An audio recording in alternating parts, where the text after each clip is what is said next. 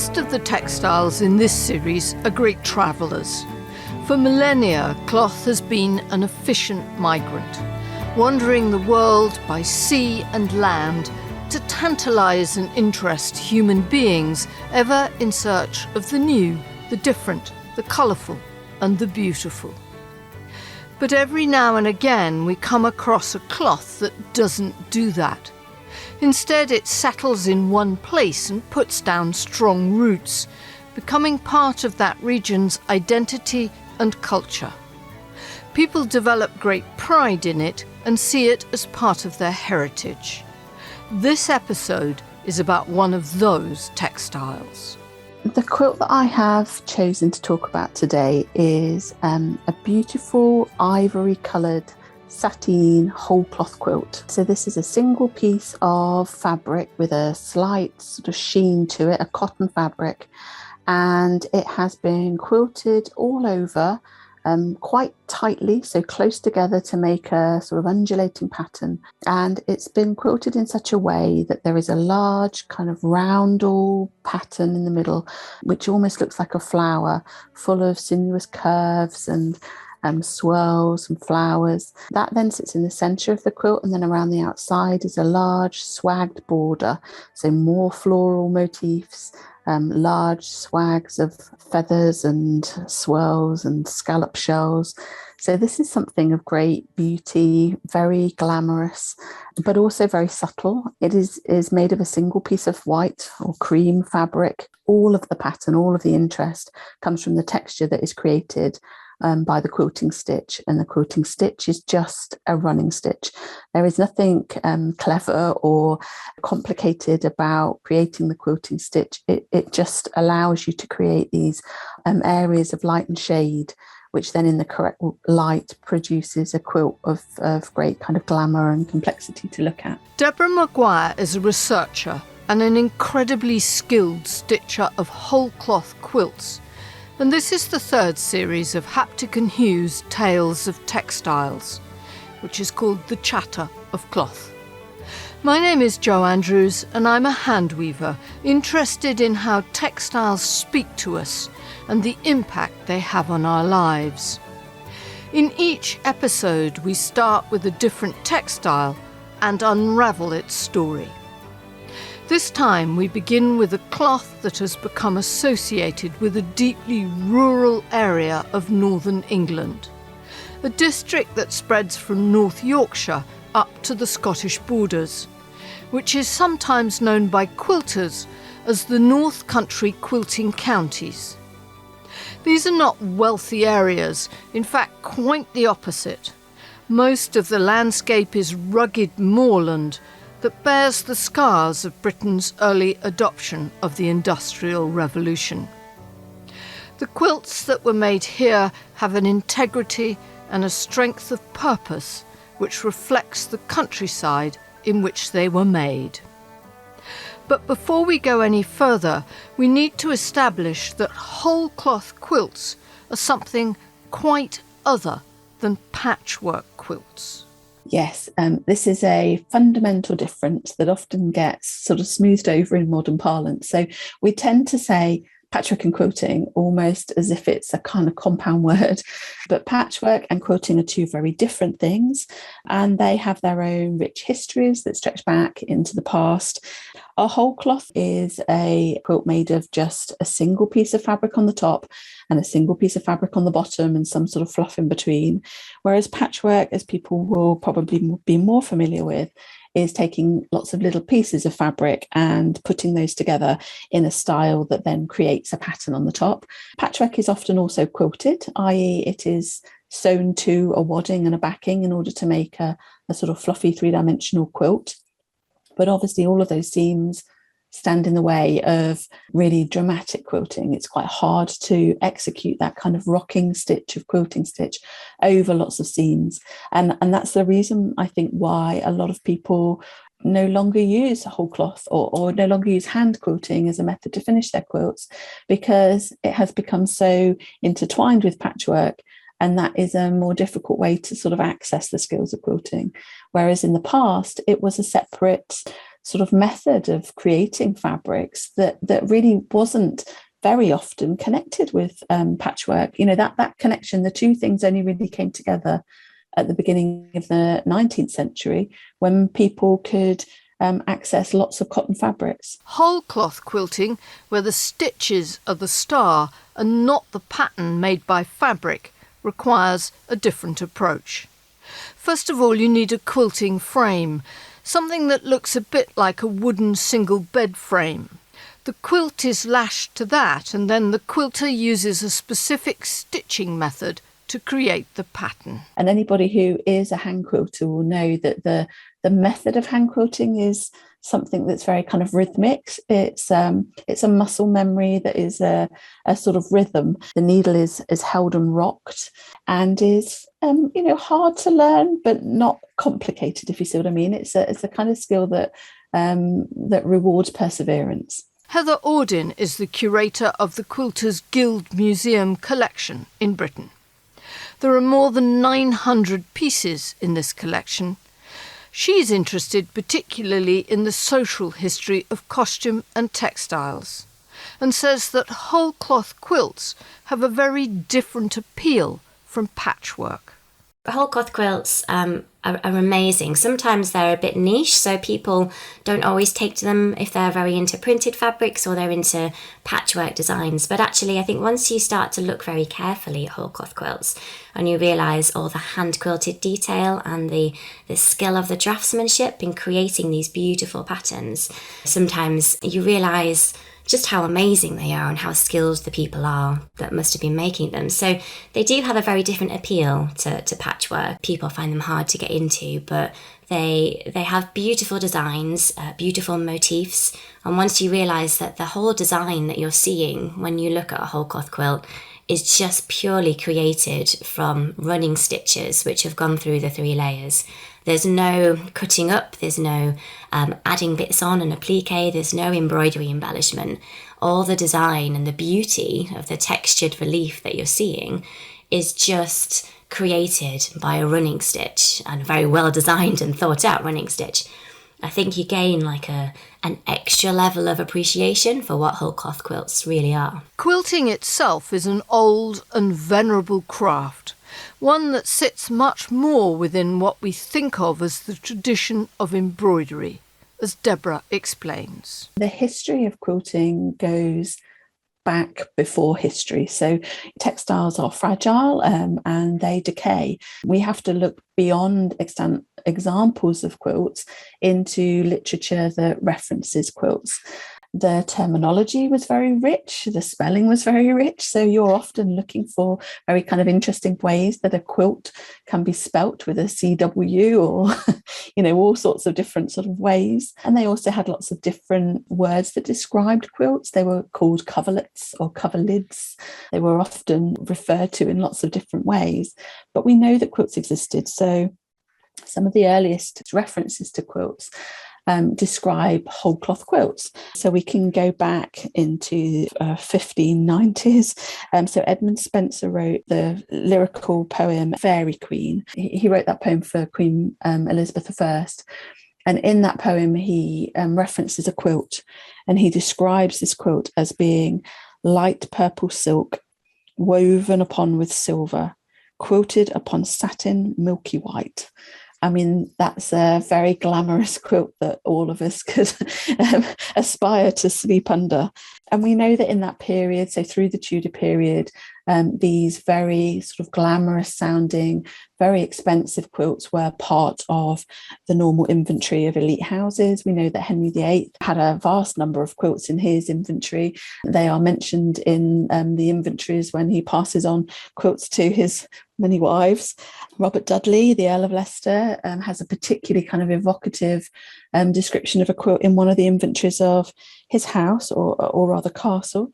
In the inventory, it describes his quilt as being a fair quilt of crimson satin, all lozenged over with silver twist. In the midst, a cinquefoil with a garland of ragged staves, fringed about with crimson, lined through with white fustian. I'll definitely have one of those, please. And here we have one of the problems with the past. It's the records of the rich that tend to get preserved, not those of the poor. But Deborah says it wasn't just the high end of society that had quilted clothing. So we know in descriptions of armour and armaments that people wore quilted jerkins underneath the heavy metal armour, and that would protect the body and also, give heat. When we get to the 18th century, we know that quilted clothing was very popular. It was the height of fashion. Women wore quilted petticoats and open-fronted gowns. Men wore quilted caps in bed. When they took off their sort of large powdered wigs, their shaved heads would be cold, so they would wear these little kind of quilted caps. Certainly babies, elite babies, would wear, these quilted layette sets where they would have effectively like mummy and me kind of connection. So they would create these little quilted jerkins for the baby, and then the mother would have a similar waistcoat or jumps, so a sort of loose form of corsetry that women could wear when they were breastfeeding a child. Those were very often quilted as well. Quilting was a professional trade, and then as the 18th century progressed, things began to change. Cotton cloth, much of it wonderfully patterned, began to arrive across Europe and later America from India. By 1800 it had become widespread and affordable, and it brought about a revolution in what people wore and bought. The history of quilting runs through the centuries, independently of patchwork, and then the two of them come together at a point where cotton fabrics became more available, and that's really where people tend to kind of root their understanding of this. They think about patchwork quilts, and patchwork quilts were a huge fashion at the beginning of the Victorian age when these fabrics became available. So the waters become a little more muddied in the Victorian age, and it's only in certain places where the whole cloth quilt retains its sort of power. Heather Audin makes the good point that at this stage the two quilting traditions, patchwork and whole cloth, were practised by different kinds of people. Traditionally, patchwork has always been seen, certainly in the 18th and early 19th centuries, as an upper class pursuit. So the ladies would sit there and do their patchwork in the evening, and it would be very much so something that ladies of leisure would do to kind of take up time, but also to create beautiful and decorative things from very expensive fabrics that they had at home. And certainly in the 18th century, the two crafts were always considered quite separate. So you would get patchwork and you would get quilting, but you wouldn't necessarily get them together. And certainly the ladies who did the patchwork would not then quilt their pieces. So you get very beautiful 18th century quilted pieces, but they're often made in a professional workshop rather than a lady doing that. So you have quite a separation of the crafts, which I guess kind of polarizes it slightly into considering something as a kind of higher status or lower status. Middle-class Victorian society came to look down on quilting. This was something that people more commonly might have done for money, not as the decorative leisure activity that was patchwork. So it was in the poorer rural areas, Devon and Cornwall, the Welsh valleys, and above all rural northern England, where quilting survived later into the century. In order to understand why people were still making whole cloth quilts in these places, you really have to go inside their homes, So what was it about living in a farm in the Durham Dales or in the Yorkshire Dales or in Cumbria or in Northumberland that meant that you were still making quilts that looked like this?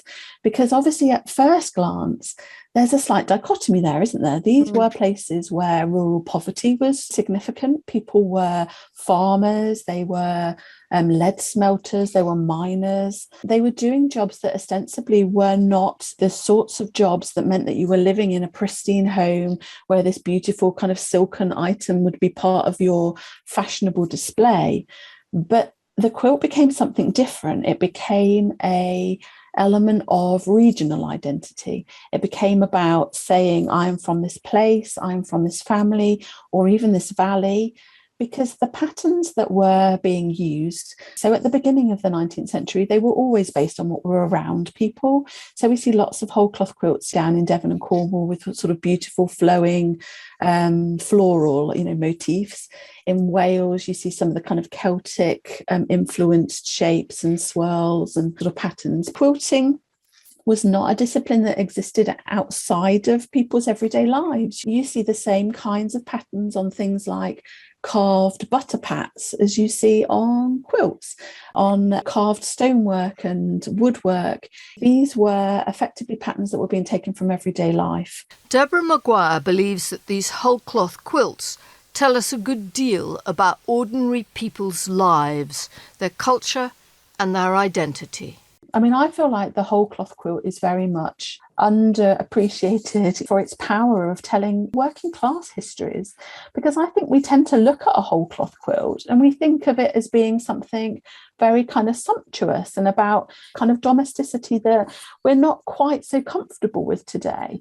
But actually, these were items of hope, weren't they? When you were living a precarious life, when you were working incredibly hard every day in order to kind of keep bread on the table, cheese in the dairy, these items were items of unparalleled aesthetic ambition. It tells us about how people dream, about how people value beauty in all circumstances. The economic history of whole cloth quilting when it moves into our century is still about poverty, but it's not about poverty in a making quilts from scraps point of view. It's about facing poverty square in the eye and making the best of it. These quilts were created as part and parcel of people's lives and as an expression of their enduring relationship with fabric. These people lived in a time of immense change.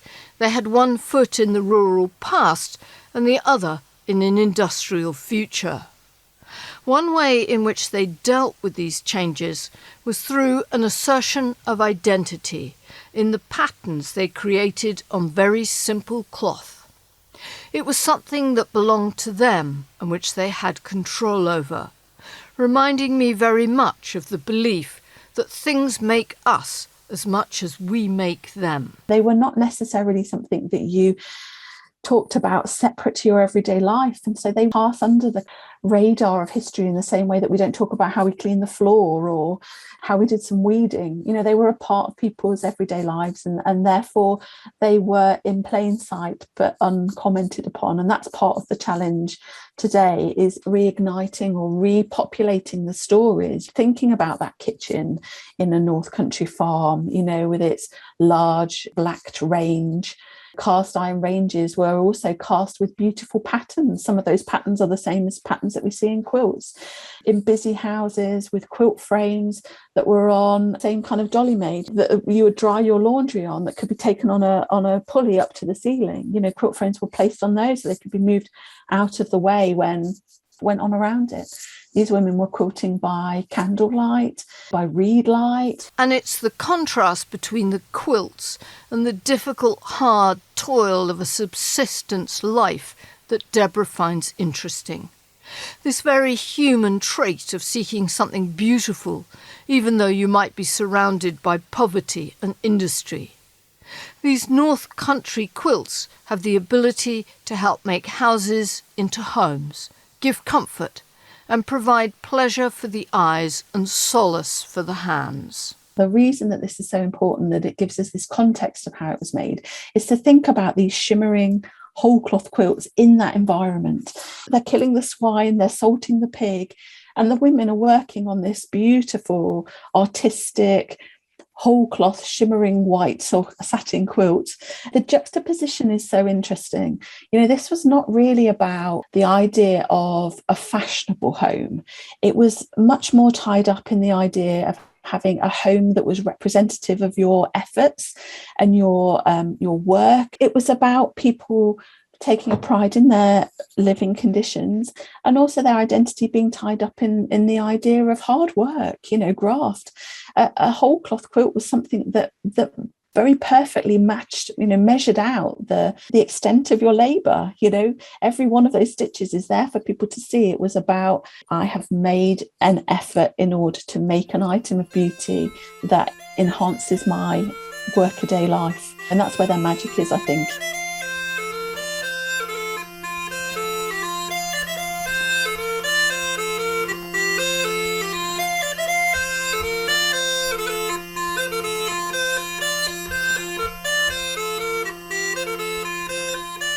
That's the sound of the Northumbrian pipes, which, like wholecloth quilts, are part of the community traditions of this part of the country.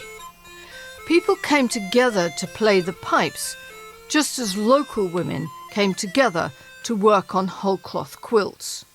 Not in quilting bees as in America, but in what were called twiltings. Certainly in the North Country, people did come together and work together on quilts. It was more likely to be kind of family groups. So it was a part of everyday socialising. It was about how you visited your parents after church on a Sunday and you worked on the quilting together. There's a particularly lovely diary written by a man called Thomas Dixon. I call it a diary. It was really an inventory of his life. So each day he would just write about what he did. Not about what he felt about what he did, but just what he did. So it's tantalising as well as sort of fascinating. And his wife, Jane, made quilts, and so did their daughter. And so, by all accounts of his diary, did his parents-in-law and some of their friends. And he very often refers to them going along to these sort of what he refers to as twiltings. So with a TW. That was the sort of vernacular way of describing quilting. And that, again, has its roots in a kind of Old English. Quilts were described in lots of different ways, with TWs, with CWs. And in time, as skills were honed, people realised that there was also a commercial opportunity here. There were professional quilters who would make your wholecloth quilt if you had the funds to pay them. And then there were the quilt stampers, the people who made a business out of tracing the design onto your cloth so that you could follow the lines and stitch these astonishing complex patterns for yourself. Later in the century, so by the 1880s, we start to see what were known as quilt stampers, and the most famous of which is a gentleman called George Gardner, and he was a draper in a village in Allendale, and he, I guess, saw an economic opportunity to reinstate a skill or a trade that would have been there 100 years before, where he would mark out the pattern for you. But certainly these quilt stampers in the northeast had a thriving business. So we know from some of their records that they took on apprentices. A particularly famous apprentice of George Gardner is a woman called Elizabeth Sanderson, and she went on to create quilts of her own style, which became very popular, and you still see vast numbers of these quilts. And they were very much influential on what we now consider to be the kind of northeast style of wholecloth. So the quilt that I talked about right at the beginning would be very much influenced by the style that they put together. But by the 20th century, the practice of making wholecloth quilts was dying out. People were beginning to lead different lives. They were briefly revived in the 1930s as part of a government-backed scheme to help mining communities earn some income in the Depression. But then they seemed to disappear again. Heather Audin, curator of the Quilters Guild collection, says everything goes up and down in popularity. So we've had times in the past where wholecloth quilting regionally has been very popular, and then it's perhaps declined again as skills are not passed on to the next generation, or people just start to prefer other things and fashion and society changes. So wholecloth quilts are sometimes seen as a little bit old-fashioned, something that your grandma might have had and you want something a little bit different. I suppose some people see it as only being able to produce a certain type of look. So there are perhaps more options when creating patchwork pieces, because you can do applique, you can do different colours and fabrics and prints and designs. You can paint fabric now, you can do different dyeing techniques. So perhaps there's maybe a more wide appeal for things which have a little bit more variation to them. And wholecloths tend to be quite traditional in their look. The Guild began collecting quilts in 1979, and Heather says that 2 wholecloth quilts were among the very first items they were given. So they were donated in 1980, and we call them our Claridge's quilts. So they were from quite an important period in wholecloth quilting history, because in the early 20th century there was a real fear that the skills of wholecloth quilting were going to die out and not being passed on to the next generation. So as part of the Rural Industries Bureau, which was trying to revive a lot of traditional crafts which were dying, they had a whole scheme whereby they would get quilters to teach the next generation, but also produce commissions. And these commissions went to very high-class clients, such as London hotels like the Claridges, and they would employ women to create these pieces, which would then go in their very fancy hotels. So these 2 Claridge's quilts were created in the 1930s as part of the Claridge's Hotel newly refurbished Art Deco wing. Heather also says that the tradition of wholecloth quilting is being updated and reworked by modern quilters. So we've got a couple in our collection which are very much rooted in that traditional style of wholecloth quilting, but are very, very modern. So we have 2 pieces in the collection by an artist called Michelle Walker, but she's kind of changed the traditional design and also the materials that she's using as well to reflect some environmental and political statements that she's trying to say. So one of them is called Field Force, and it's a huge wholecloth quilted piece done on a sewing machine. But the quilting pattern, instead of being traditional motifs, is actually tire tread patterns. And the top layer of the quilt is actually pieced together from household plastic bags. So it has a very environmental statement to make, and it's about the churning up of the countryside and the tyre tracks that are kind of forging their way through the countryside. And obviously the plastic bags has that environmental feeling too. And then another one in the collection also by her is a very similar feel to it, and it uses a rubberized coated curtain lining material. So they're not traditional materials in any way, but the 3 layers and the stitching through the 3 layers and creating a wholecloth pattern is the same as it was traditionally. The Bowes Museum in County Durham is one of this region's great treasure houses of formal European art and painting. In the early 1960s, in what was then an astonishing departure, the Bowes started collecting wholecloth quilts. It now has one of the best holdings in the world of these lovely items, which have seen so much life and given such pleasure to the makers and the receivers down the generations. Its current exhibition of North Country quilts ends in January 2022. At one stage, the Bowes Museum thought all the significant wholecloth quilts might have been located. That is until the Quilters Guild set out to find family quilts. The textile curator at the Bowes, Joanna Hashigan, was astonished by the result, as Deborah Maguire explains. The Quilters Guild ran effectively like Antiques Roadshow, so a heritage project where they went from town to town around the UK at the beginning of the 90s, asking people locally, advertising in newspapers, to bring in family quilts. And one of the locations for that was the Bowes Museum, and they had thousands of quilts in that period. Joanna admits at that point that she realised that these are items that have as much significance in the emotional lives of the people that own them as they do in the kind of social and historical story of our country and our regions. I think we are finally recognising that, and work like the exhibitions that were put on in the northeast of England at the Bowes Museum, which come about from the work of the quilt historian Dorothy Osler, have done huge amounts to cement their importance in British quilting history.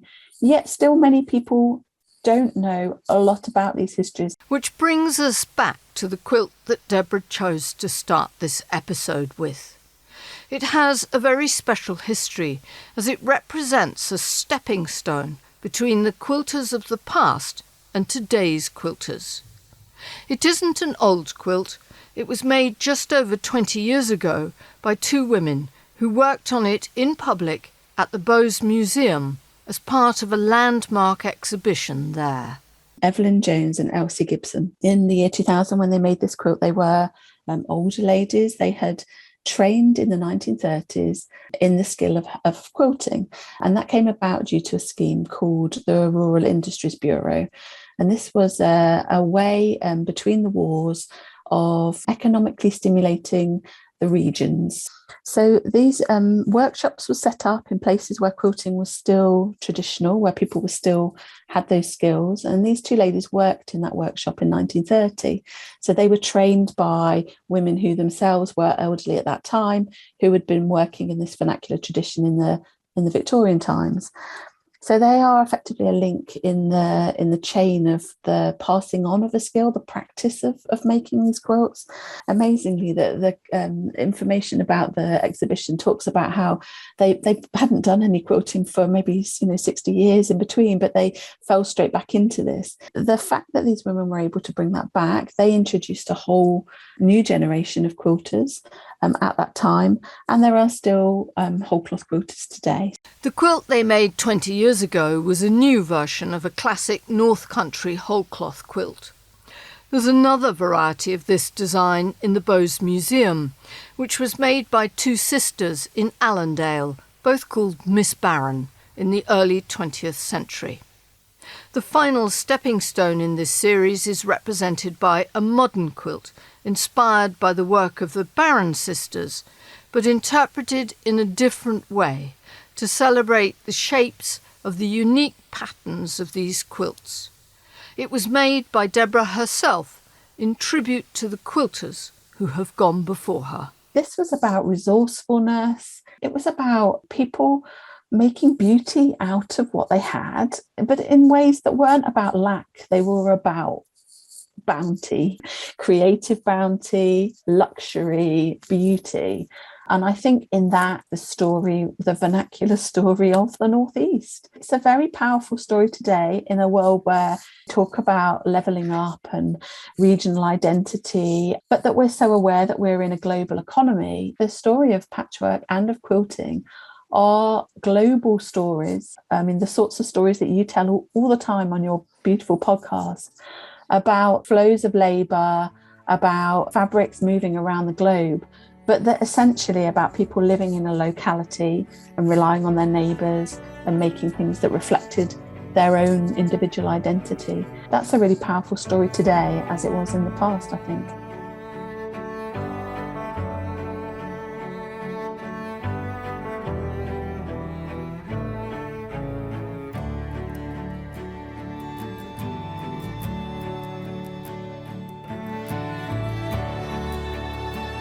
Thanks to Deborah Maguire and Heather Audin of the Quilters Guild.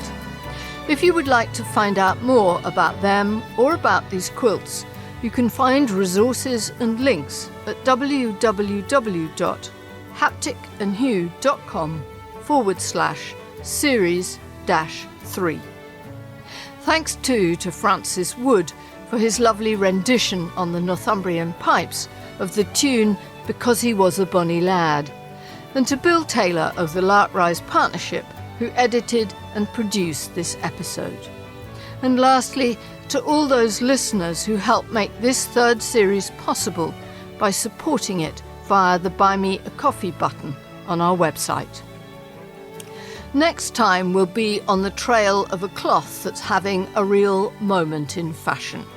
African wax cloth, or Ankara cloth, is supremely associated with Ghana, Nigeria and Togo, where it has become woven into a rich cultural heritage. But its story is not what you would think. It's a curious one of chance and a long voyage across the face of the globe. Join me next time to hear more. I wanted to leave you this time with a poem about the beauty of North Country whole cloth quilts and a sense of the women and the men who made them. But it's part of the vast literary gap that there are, of course, none. No one thought that these lives or this activity was worth committing to poetry that I know of. But the landscape of this area is remembered. There are a number of poets who loved the wild, open moors dotted with old industrial workings. One of them was W.H. Auden. He spent enough time here for the landscape and the place names to enter his soul. In 1940, as the world was engulfed in fear and war, he was in America. But this was the place that called to him as he wrote his long poem called A New Year's Letter. Here are some verses from it. Whenever I begin to think about the human creature we must nurse to sense and decency, an English area comes to mind. I see the native of my kind as a locality I love. The limestone moors that stretch from Brough to Hexham and the Roman wall, there is my symbol of us all. There, where the Eden leisures through its sandstone valley, is my view of green and civil life that dwells below a cliff of savage fells. Always my boy of wish returns to those peat-stained, deserted burns that feed the Wear and Tyne and Tees, and turning states to strata, sees how basalt long oppressed broke out in wild revolt at Cauldron's snout. For all in man that mourns and seeks, for all of his renounced techniques, their tramways overgrown with grass. For lost belief, for all, alas, the derelict lead smelting mill, flued to its chimney up the hill, that smokes no answer any more, but points, a landmark on Bolt's Lane, the finger of all question.